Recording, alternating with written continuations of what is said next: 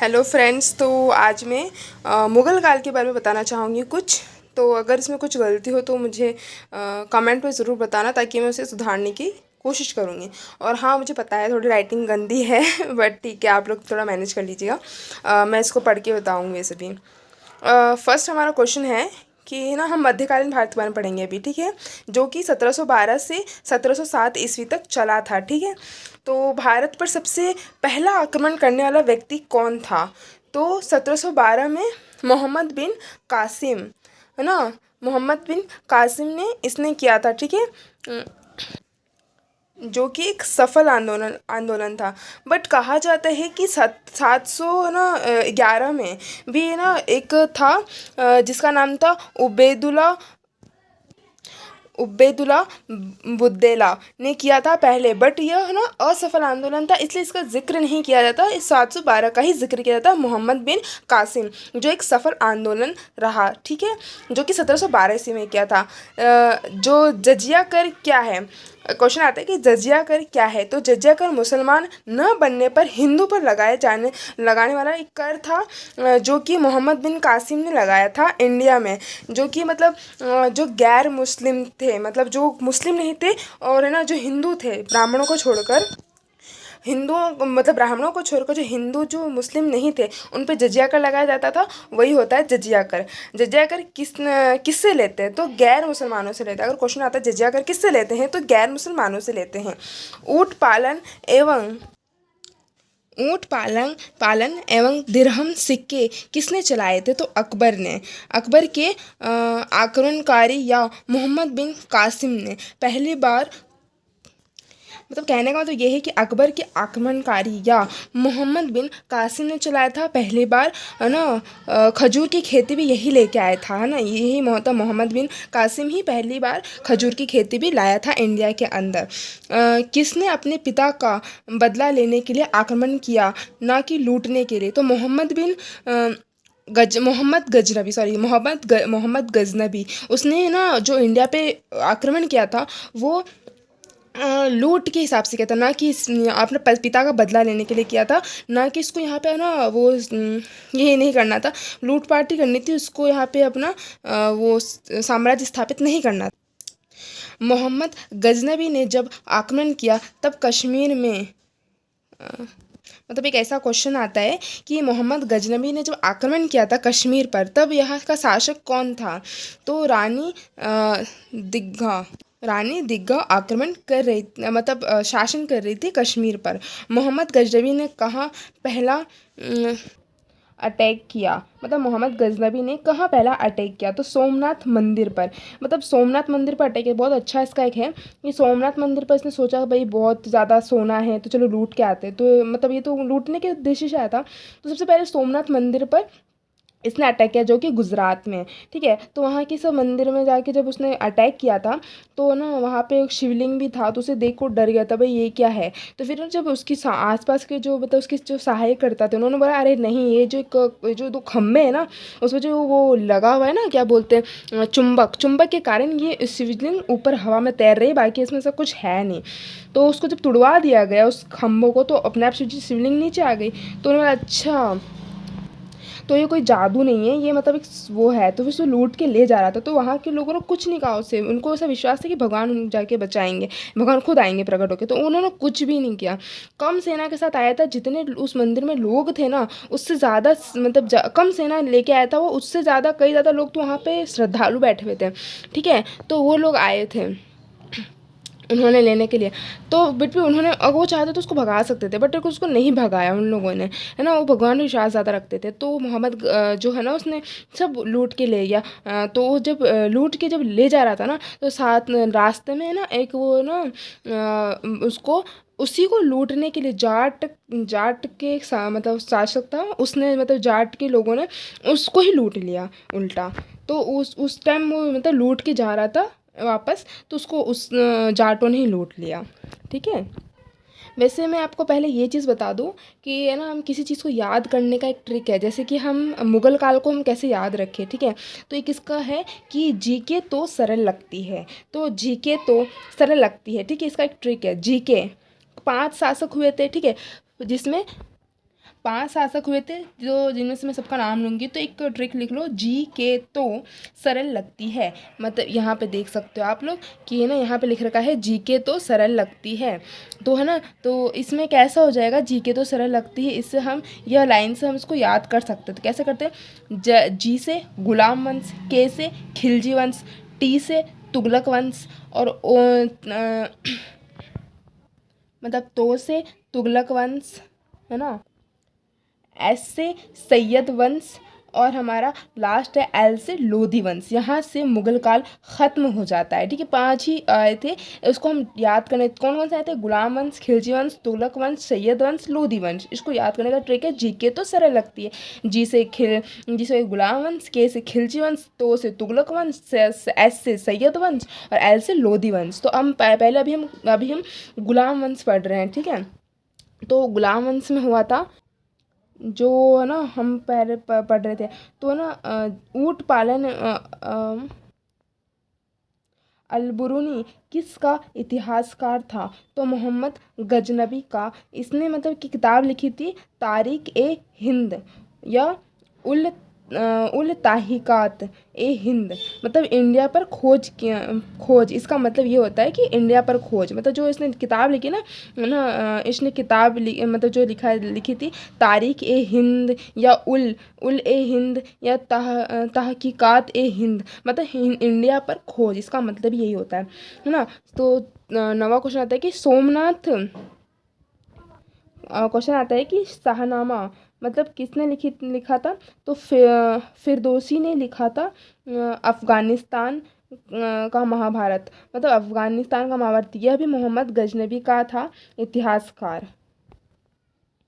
और एक है उत्बी, यह किताब उल यामिनी ने लिखा था, यह भी मोहम्मद गजनबी का इतिहासकार था। मोहम्मद गजनबी की फिर एक क्वेश्चन आता है कि मोहम्मद गजनबी का दरबारी इतिहासकार कौन था, तो उत्बी, क्योंकि यह दरबार में रहकर लिखता था। बाकी जो दरबार में थे ना, वह रहकर नहीं लिखते थे। मतलब इसके जो दरबारी थे ना, इसके 3 दरबारी थे। एक तो था उत्बी, था वो था जो मोहम्मद गजनबी था ना, उसके 3 इतिहासकार हुए थे। एक तो है अलबरूनी, ये फिरदौसी, मतलब अलबरूनी था, फिरदौसी था, और उत्बी था। लेकिन अगर हमसे ये क्वेश्चन पूछे कि मोहम्मद गजनबी का ना दरबारी इतिहासकार कौन था, दरबारी मतलब दरबार में रहने वाला, तो उत्बी क्योंकि उत्बी इसलिए लिखेंगे क्योंकि यह ना दरबार में रहकर क्योंकि ये दरबार में रहकर लिखता था। बाकी जो बचे हुए थे ना, कि ना अलबरूनी और फिरदौसी, ये इतिहासकार तो थे, बट उसमें बाहर रह के मतलब दरबार से बाहर भी लिखते थे, दरबार के अंदर नहीं रहते थे, इसी वजह से। ठीक है, तो मोहम्मद गौरी ने कहाँ किया, अटैक कहाँ किया, ठीक है, तो मुल्ताना पर, क्योंकि यह स्वर्ण नगरी था, नाम भी था। मतलब इसमें क्या बहुत सारे सोने मिले थे मुल्तान में, तो इसलिए इसको स्वर्ण नगरी नाम दिया, जो कि कहाँ पे, अभी पाकिस्तान के उसमें, पाकिस्तान के लाहौर में, लाहौर ज़िला है ना, पहले वो इंडिया का ही भाग था। तो पहले तो इसलिए उसको सोने की चिड़िया कहते थे इंडिया को, क्योंकि वहाँ पे बहुत सारा सोना था। ठीक है, तो उसको स्वर्ण नगरी नाम दिया गया था, मोहम्मद गौरी ने ही किया था। ठीक है, 1191 में तराइन के प्रथम युद्ध किसके बीच हुआ था, तो मोहम्मद गौरी एवं पृथ्वीराज चौहान थर्ड। अभी हम गुलाम वंश को ही पढ़ रहे हैं ना। तो मोहम्मद गौरी ने कहाँ अटैक किया था, तो ना मुल्ताना पर, क्योंकि ये स्वर्ण नगरी थी। 1191 में तराइन के प्रथम युद्ध किसके बीच हुआ, तो तराइन का प्रथम युद्ध किसके था, मोहम्मद गौरी और पृथ्वीराज चौहान थर्ड के बीच हुआ था ना। 1193 में, अगला क्वेश्चन है कि 1193 में युद्ध हुआ मोहम्मद गौरी और पृथ्वीराज चौहान थर्ड द्वारा, तब तो कौन जीता था, तो तब मोहम्मद गौरी ही जीता था। फिर क्वेश्चन आता है कि पृथ्वीराज चौहान के घोड़े का क्या नाम था, तो नाटरंभा उसका घोड़े का नाम था। ठीक है, कुतुबुद्दीन ऐबक कौन था, तो मोहम्मद गौरी का तीसरा दामाद था। ठीक है, वैसे मोहम्मद गौरी था ना, उसके 3 दामाद हुए थे। कुतुबुद्दीन ऐबक के गुलाम था इनका, ठीक है। और है ना उसका गुलाम था, और ऊपर से इसकी बेटी से इसने शादी कर ली, उसको प्यार हो गया था तो उसे शादी कर ली, इसलिए ये गुलाम भी था और एक तरीके से दामाद भी बन गया, ठीक है। तो कुतुबुद्दीन ऐबक कौन था? तो मोहम्मद गौरी का तीसरा दामाद था। यही दिल्ली का सल्तनत चालू हुआ। गौरी ने इसे इंडिया को इसे दे दिया था राजा राज करने के लिए, एवं ना नए नर वंश आए, मतलब कि इसने इसको कुतुबुद्दीन ऐबक जो कि बहुत अच्छा शासक था, ये अपने आप को शासक नहीं मानता था, ये लोगों को बोलता था कि नहीं मैं तो लोगों का वो हूँ, लोगों की हेल्प करने वाला हूँ, मैं कोई शासक नहीं हूँ, ठीक है। तो ये जो कुतुबुद्दीन ऐबक है ना, बहुत अच्छा शासक, इसी ने तो कुतुब मीनार बनाया था इसने, कंप्लीट तो किसी और ने किया था, बनाया था इसने, नींव इसी ने डाली थी, आधा बनाया था फिर मर गया था इसीलिए। तो कुतुबुद्दीन ऐबक जो था ना, वो कौन था? मोहम्मद गौरी का तीसरा दामाद था, और इसे ही दिल्ली सल्तनत मिला। तीन जो मोहम्मद गौरी को तो जीतना था नहीं, सिर्फ जीतना था, लूटना था, उसको राजा तो बनना नहीं था। तो उसने क्या किया, तो 3 अपने इसके जो मतलब वो था ना 3 दामाद, तो दो दामाद को तो अलग अलग जगह दे दिया, और कुतुबुद्दीन ऐबक को एक इंडिया दे दिया, ठीक है। तो इसको दे दिया, क्योंकि इसको इसलिए दिया क्योंकि इसको पता था कि ये बहुत एक काबिल है और ये बहुत अच्छा है, इसीलिए, है ना, इसलिए इसको दे दिया था। कुतुबुद्दीन ऐबक कौन था? तो मोहम्मद गौरी का तीसरा दामाद था।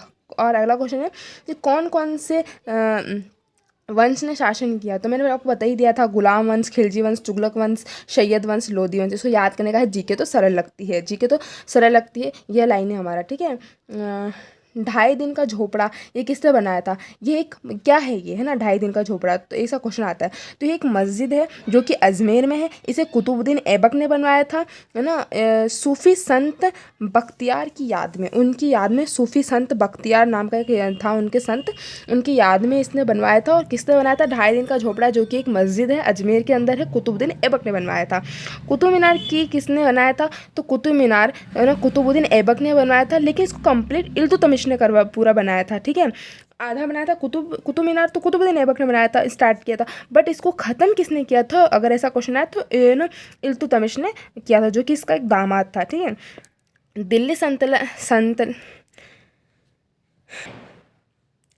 दिल्ली सल्तनत का वास्तविक संस्थापक कौन है? तो इल्तुतमिश था। यह सेकंड था, पर पहला इसलिए कहा गया क्योंकि कुतुबुद्दीन अपने आप को शासक नहीं मानता था, इसीलिए। देखो, अगर बोले कि सबसे पहले राज्य मतलब दिल्ली का किसने बनाया, तो कुतुबुद्दीन ऐबक ने बनवाया, बट अगर ऐसा कहे कि वास्तविक संस्थापक कौन था, तो इल्तुतमिश था, क्योंकि इसने अपने आप को यहाँ का राजा बताया।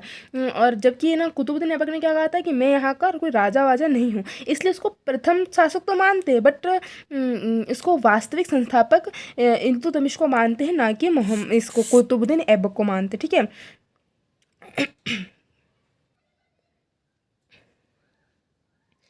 2.5 दिन का झोपड़ा यह एक मस्जिद है जो कि अजमेर में है, इसे कुतुबुद्दीन ऐबक ने बनवाया था, है ना, सूफी संत ना बख्तियार की याद में, है ना, बख्तियार की याद, जो कि एक सूफी संत था।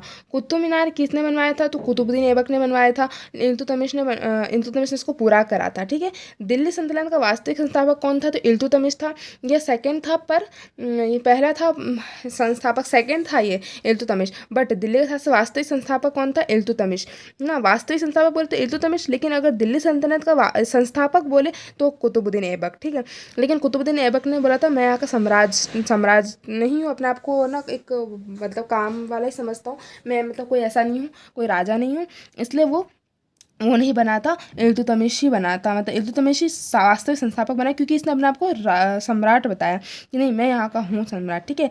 दिल्ली सल्तनत का वास्तविक संस्थापक इल्तुतमिश को ही माना जाता है, ठीक है। जबकि ये सेकंड था, बट ये फर्स्ट मान जाएगा। मुगलों का गुलामों को गुलाम किसे कहते हैं? तो इल्तुतमिश को कहते हैं गुलामों का गुलाम, क्योंकि जो मोहम्मद गौरी था उसका गुलाम था कुतुबुद्दीन ऐबक, कुतुबुद्दीन जो कि एक दामाद बना, कुतुबुद्दीन का भी एक दामाद था इल्तुतमिश, जो कि गुलाम ही था इसका पहले।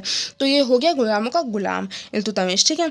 दल चालीसा किसने बनवाया था? तो इल्तुतमिश ने बनवाया था। 40 लोगों को लिया था इसने, जिसमें ना 40 लोग ऐसे होंगे जो इसको पसंद नहीं करते, तो उसको दल चालीसा में इसने बनाया था। 40 लोगों को उसमें रखा गया था जो इसको पसंद नहीं करते हैं, ठीक है। पहली महिला शासक कौन थी? तो रजिया सुल्तान थी, जो कि इल्तुतमिश की बेटी थी। इल्तुतमिश की बेटी रजिया सुल्तान इल्तुतमिश के मरने के बाद रजिया सुल्तान गद्दी पर बैठी, क्योंकि इसका जो बेटा था इल्तुतमिश का एक भी अच्छा नहीं था, सब नालायक थे, इसलिए रजिया सुल्तान को बिठाया गया गद्दी पर। ठीक है। तो इसलिए पहली शासक यही बनी। पहला संस्थापक भारत का कौन था? तो कुतुबुद्दीन ऐबक। और वास्तविक संस्थापक पूछे तो है ना इल्तुतमिश। ठीक है। इल्तुतमिश ने गुलामों का गुलाम, मतलब जो कि गुलामों का गुलाम था, इल्तुतमिश ने अपनी राजधानी लाहौर से दिल्ली मतलब स्थापित की। उसे है ना दिल्ली भी कहते हैं, मतलब जो इल्तुतमिश था ना, उसी ने है ना अपनी लाहौर जो पहले थी उसे दिल्ली स्थापित किया अपनी राजधानी को। यही एक पहला शासक था, है ना। मंगोल के आक्रमण से, अगला क्वेश्चन है कि मंगोल के आक्रमण से भारत को मतलब को किसने बचाया था? तो इल्तुतमिश ने बचाया था, क्योंकि मकबरनी और चंगेज़ खां दोनों के बीच जब लड़ाई हुई थी ना, तो मकबरनी ने इल्तुतमिश से हेल्प मांगी थी कि भाई चंगेज़ खां को मारना है। तो इल्तुतमिश ने उसको मना कर दिया मकबरनी को, भाई मैं तेरा कोई हेल्प वेल्प नहीं कर सकता।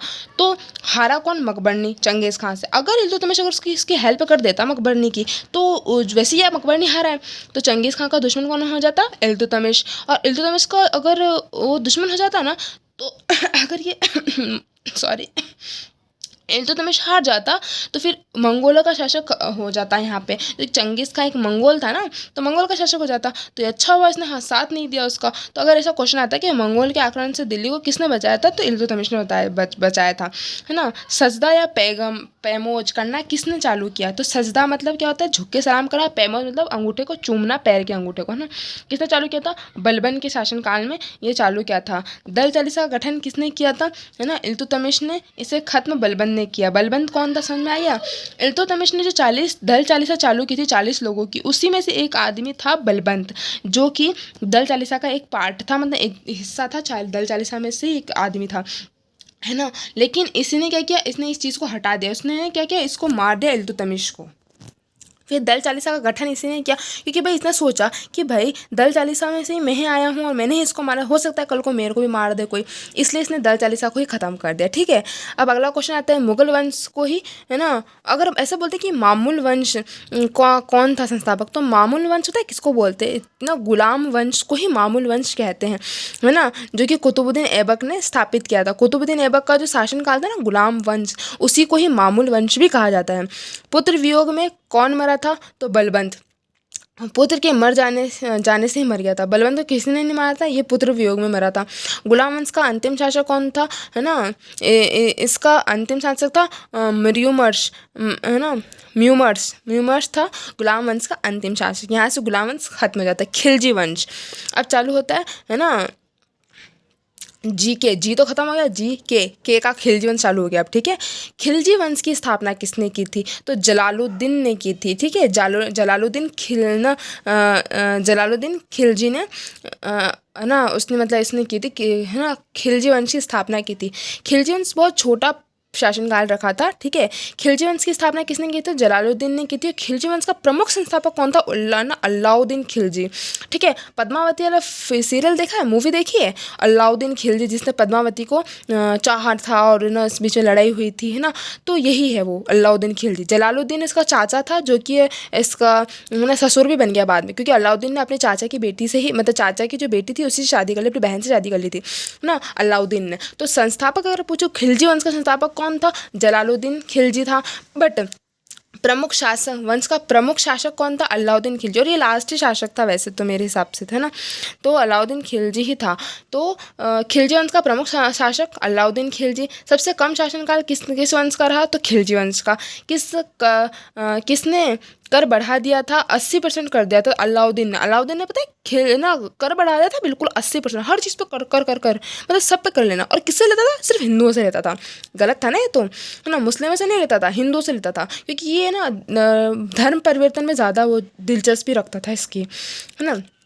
तो राजा रतन सिंह की पत्नी पद्मावती थी। तो राजा रतन सिंह जो पद्मावती थी ना, उसकी पत्नी का नाम था राजा रतन सिंह। ठीक है।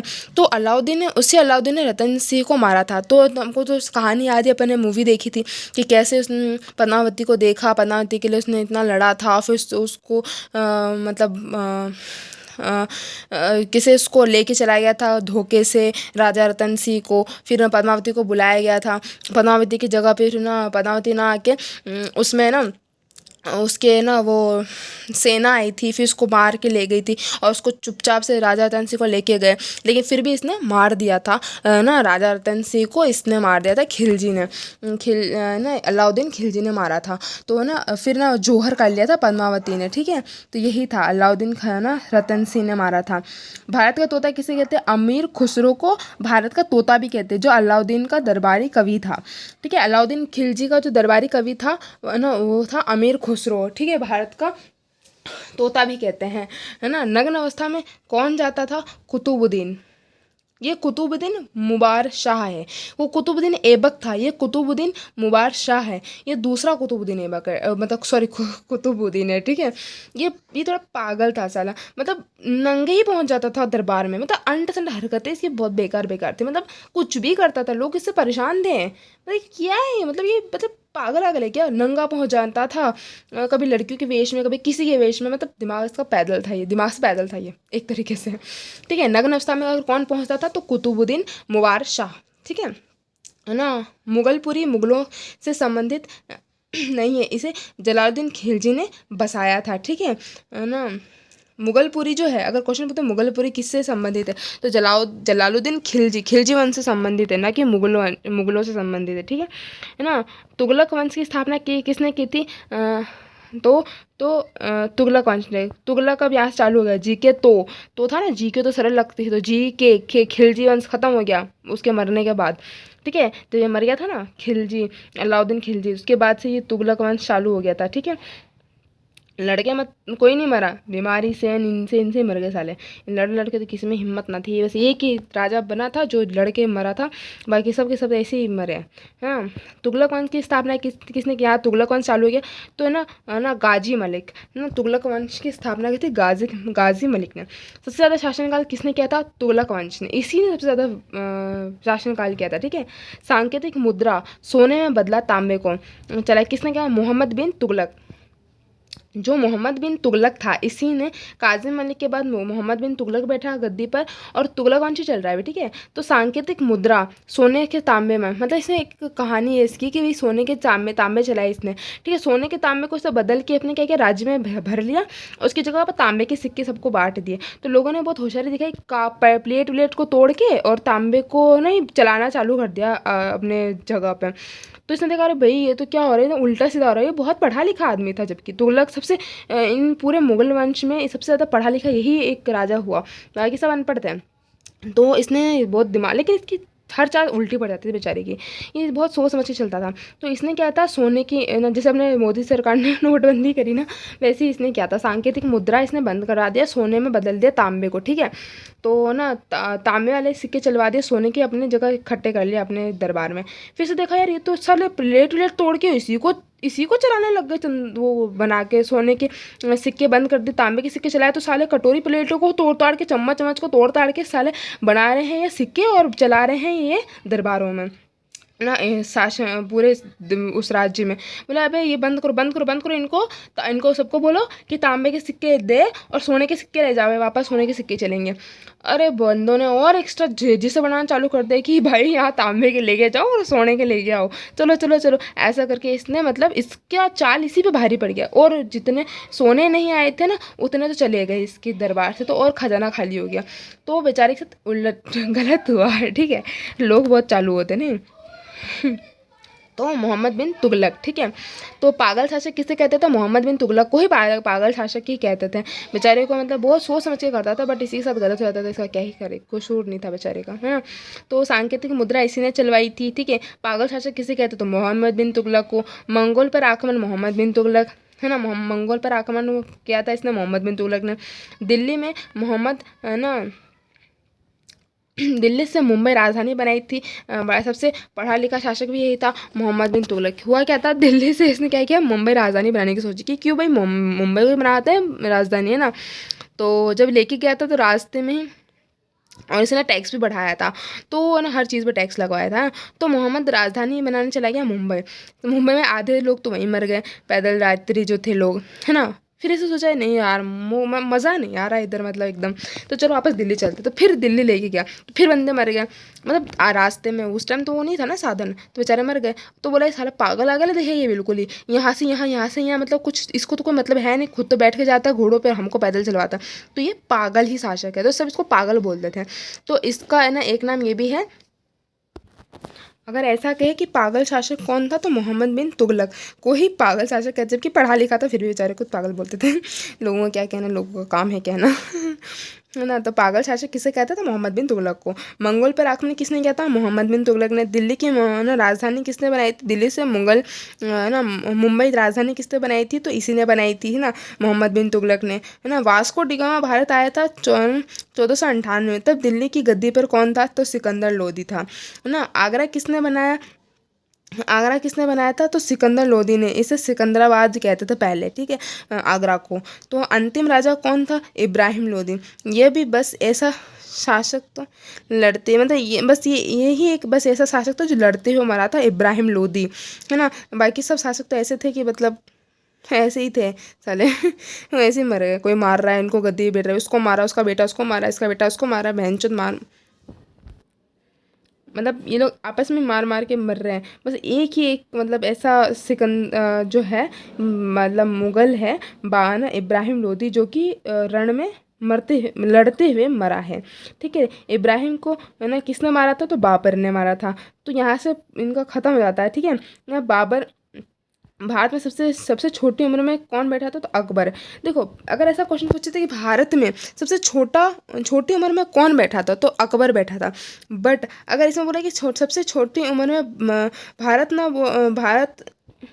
मतलब ऐसा बोले कि सबसे छोटी उम्र में गद्दी पर कौन बैठा, तब तो कौन आएगा, बाबर। लेकिन अगर बोले भारत में सबसे छोटी उम्र में कौन बैठा था, तो अकबर। ठीक है, भारत में अकबर बैठा था। बट है ना जो सबसे छोटी उम्र में कौन बैठा था, है ना, भारत में ना बोले तो कौन बैठा था, तो बाबर। ठीक है, बाबर का पुत्र कौन था, हुमायूं। बाबर के मतलब कोई औलाद नहीं हो रही थी, मतलब ऐसा, मतलब उसने एक अपनाया था नाम, उसकी वजह से उसका कोई पुत्र नहीं हो रहा था, ना कोई उसका साम्राज्य चल रहा था, कुछ भी नहीं चल रहा था, तो इसने अपना वो पद हटा दिया। तो उसका फिर एक हुमायूं आया। हुमायूं का मतलब होता है एक लकी चार्म जिसको हम बोलते हैं। तो एक लकी इंसान पर्सन इसकी लाइफ में आया, जिसका पुत्र था, जिसका नाम हुमायूं रखा गया। इसका मतलब होता है लकी होना। ठीक है ना, शेरशाह को यह नाम क्यों पड़ा, तो बचपन, अगर ऐसा पूछे कि शेरशाह को यह नाम, मतलब बचपन का नाम शेरशाह का नाम बचपन में शेरशाह क्यों पड़ा, तो ना इसका बाबर को शेरशाह भी कहते हैं। तो शेरशाह नाम क्यों पड़ा, तो बचपन में इसे शेर को मार दिया था, इसलिए इसका नाम शेरशाह पड़ गया। मोहम्मद गौरी को, अगला क्वेश्चन आता है कि मोहम्मद गौरी को किसने लूटा, जब सोमनाथ मंदिर लूटने आया था। मैंने आपको पहले बताया था कि मोहम्मद गौरी जब लूटने आया था, सोमनाथ मंदिर लूटने आया था, तो किसने कहा था, जाटों ने। है ना, खोखरी भी कहते हैं इसको, है ना, खोखरी भी इसी को, जाटों को ही खोखरी भी कहते हैं। ठीक है, मोहम्मद गौरी का अंतिम आक्रमण किसके विरुद्ध था, तो जाटों के विरुद्ध था। मोहम्मद गौरी ने जाटों, गुस्सा आ गया था ना, जाटों ने तो इसको लूटा था। है ना, किस सुल्तान के दरबार में ज़्यादा गुलाम थे, तो फिरोज तुगलक। है ना, इनको बड़ा मतलब तुगलकों को मतलब इनको रखने का बहुत शौक था। ठीक है, तो कुतुबुद्दीन ऐबक की राजधानी थी दिल्ली, लाहौर से दिल्ली इसे ये लाया था। यह मोहम्मद गौरी का दामाद था, गुलाम था। ठीक है, मुगल वंश का स्थापक कौन था, बाबर। बाबर ने किया था, मुगल वंश की स्थापना किसने की थी, बाबर ने की थी 1526 में। बाबर का पहला आक्रमण 1519। बाबर का युद्ध का मतलब कि कौन कौन से युद्ध करे इसने। ठीक है, तो इसका एक ट्रिक है कि ना, पानी पिया खाना खाया, पानी पिया, इसका एक ट्रिक है कि पानी पिया खाना खाया, चांद देखा, घर गया, मर गया। या इसका एक और ट्रिक है, पानी पिया खाना खाया, चंदेरी चली घाघरा उठा के। पानी पिया खाना खाया, चंदेरी चली घाघरा उठाकर। या तो आप ये फॉर्मूला याद करो, या फिर ये याद करो कि पानी पिया खाना खाया, चांद देखा, घर गया, मर गया। ठीक है, तो पानी से क्या होगा, पानीपत का युद्ध। खाना खाया मतलब खांडवा का युद्ध। चांद देखा, चंदेरी का युद्ध। घर गया, गागर का युद्ध, मर गया इसके बाद ना। तो पानी पिया खाना खाया, चांद देखा, घर गया, मर गया। ये सबसे बेस्ट ट्रिक है। ठीक है, पानीपत का प्रथम युद्ध किस किस के बीच हुआ था, तो बाबर एंड इब्राहिम लोदी, जो लास्ट शासक था, है ना, बाबर और इब्राहिम लोदी, इसके बीच हुआ था। खांडवा का युद्ध बाबर एवं राणा सांगा के बीच हुआ था। ठीक है, धर्म को लेकर इसने मतलब इसको लड़ने का एक मौका चाहिए था, है ना, झूठी। तो इसने ना इसको लड़ने के लिए अंट संट हर कुछ मतलब बहाना चाहिए था, तो इसने एक बहाना बनाया एक नदी को लेकर, जिसका नाम था पीली, है ना, पीलिया खार नदी, है ना, उसको कि भाई ये तेरी तरफ नहीं मेरी तरफ है, तेरी तरफ नहीं मेरी तरफ, इसको लेकर इसने लड़ना था इसको कुल मिला के राणा सांगा से। तो इसने इसको लड़ा ये, और बेचारे के साथ क्या हो, धोखा किया लोगों ने। तो इसके साथ इसने क्या किया, बाबर ने देखा मेरे लोग तो लड़ नहीं रहे, इसका बड़ी सेना है, तो इसने क्या किया कि मैं उन लोगों को क्या बोला कि ना मैं ना अपने लिए नहीं लड़ रहा हूँ, ये अपने अपने लिए लड़ रहा हूँ, अपने मुल्क के लिए लड़ रहा हूँ, अपने इस्लाम धर्म के लिए लड़ रहा हूँ। अब धर्म पे ये लोग थे बिकने वाले, इन्होंने सोचा कि भाई धर्म के नाम पे है ना हो रहा है, तो हम सब लड़ेंगे। तो जो राणा सांगा के पास जो जो लोग थे जो मुस्लिम थे, तो उन्होंने सोचा यार यहाँ तो ना उसकी लड़ाई हो रही है, तो क्यों ना हम भी साथ दें। तो उन्होंने भी साथ देना स्टार्ट कर दिया। तो हुआ क्या, धर्म के लिए लड़ रहे थे तो इन्होंने भी साथ दिया, तो उसके जो लोग थे वो भी अपने ही लोगों को मारने लग गए। बोला यार ये, और अब राणा सांगा तो बहुत मतलब ऐसा हो यार, मतलब मेरे खुद के लोग ही खुद को मार रहे हैं, ये कैसे लोग हैं। बेचारे को बहुत दुख हुआ था, तो इस दुख में और बेचारा खुद के लोगों को ही मारने लग गया ये। तो मतलब ऐसा कहने का मतलब है कि बेचारा बहुत परेशान हो गया ये, और है ना उसके 80 घाव लगे थे इसके शरीर पे। तब इसको एक मतलब एक राजा था इसके दरबार का, वो आया और उसका मुकुट पहन लिया कि मैं इसका बहरूपिया बन के आया, और उसको भेज दिया। तो जब भेज दिया ना तो इस पर 80 घाव लगे थे, दर्द सहा नहीं जा रहा था, तो इसी के लोगों ने क्या किया, इसको खीर में जहर डाल के उसको मार दिया। बोला बेचारे से सहा नहीं जाएगा, दर्द मर जाएगा, इससे अच्छा तो इसको मार दे, इसको मुक्ति दे दे। तो उसको ज़बरदस्ती जहर डाल के खीर में डाल के मार दिया गया था राणा सांगा को।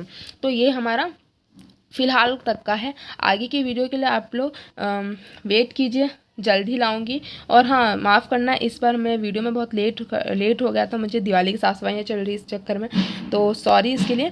एंड अगर मेरी वीडियो अच्छी लगी हो और थोड़ा समझ में आया और आप लोगों को लगा हो ये काम की है, तो फिर प्लीज़ इसे लाइक कर देना, सब्सक्राइब कर देना channel.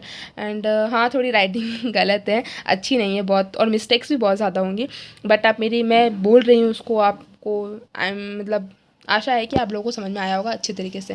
Thanks for watching video, bye bye, take care. तब तक अपने घर अपना और अपने लोगों का ख्याल रखना, एंड मेरी तरफ से सबको हैप्पी दिवाली।